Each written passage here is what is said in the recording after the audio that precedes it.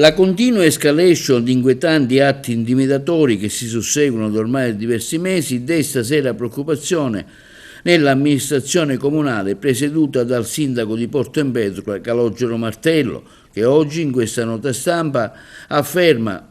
che la stessa è impegnata nell'attività di risanamento economico, sociale e culturale del tessuto cittadino e che condanna con fermezza tali atti, facendoci interpreti del sentimento di angoscia della comunità empedoclina e pur consapevoli e grati di quello che stanno facendo le forze dell'ordine